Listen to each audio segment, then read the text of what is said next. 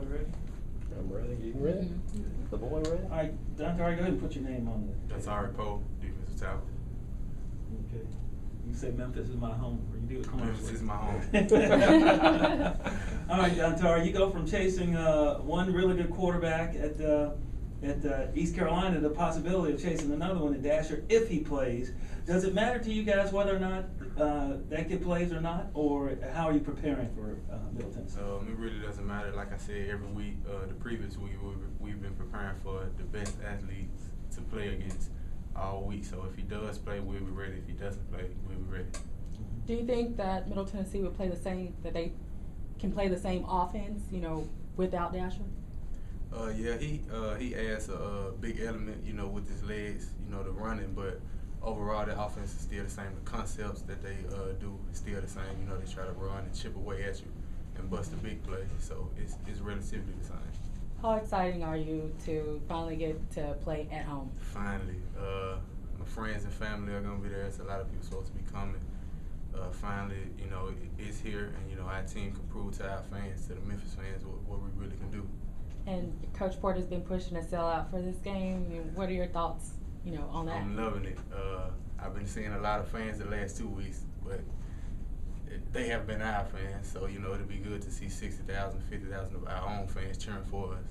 Does it matter how many show up, if it's, you know, whether it's 60 or 20 or whatever it is at the Not really. It'll be good for a lot of people to show up, but you know, in the other stadiums, a lot of people showed up, and I kind of pretended that they were cheering for me. So you know, this week I wouldn't have to pretend that they're cheering for me. That really will be.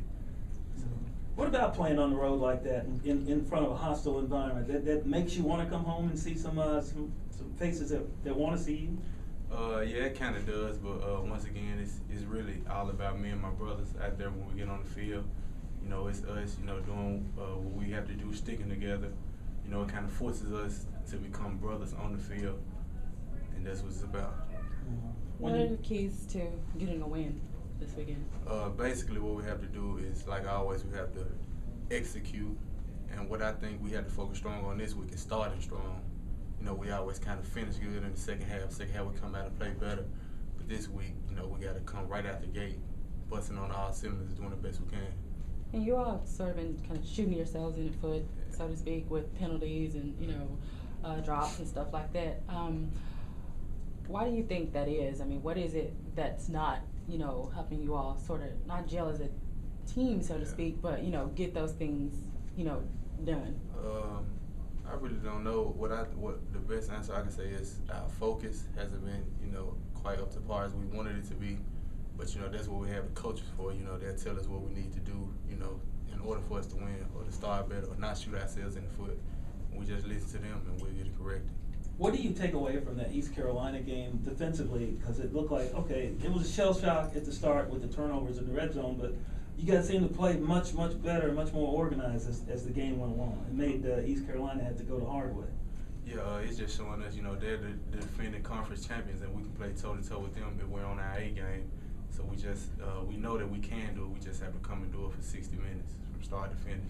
You talk a little bit about Jamon Hughes' play. I mean, he had 17 tackles last week. I mean, both games he's been all over the field. I mean, what do you see in him? He's a crazy man on the field. He's running around. He's doing everything the defense needs him to do. And, you know, he's a great leader for this team. I know you guys take pride in defense, obviously, and I mean, when you look at the film, I mean, is it something you can fix? I mean, what do you see right now as the biggest problem? Like I said, it's all mental errors. You know, people think football is just all physical. You have to have the biggest, strongest, and fastest. But it's a lot of mental things that we need, you know, to correct things and just to make us a better team overall. What is the most fun thing for you out there on the field? What would be the most fun thing that you could think of for the home opener to happen for Dontari Poe and the Tigers? The most fun thing for the home opener is to get a win versus MTSU. You know, to really show the Memphis fans, you know, what we're about, you know, how hard we've been working and showing that it's paid off by getting the win. Can you talk about Ryan as a starting quarterback? Ryan's good. He's young, but he's very mature. You know, he has a big frame. You know, he looks like a quarterback. When he's out in the field, you know, he's pretty calm, and you know, he handles his business. I know you're not in the huddle with him, but you know, Is he a leader? Do you think he's a leader in the huddle with what you've heard from, you know, your? I think he could be. You know, he's kind of young right now. He's still learning, you know, going step by step. But overall, you know, he seems pretty calm all the time when I look at him on the field. When he comes to the sideline, he seems calm. He's not really, you know, over anxious. So that's good. Great, wonderful.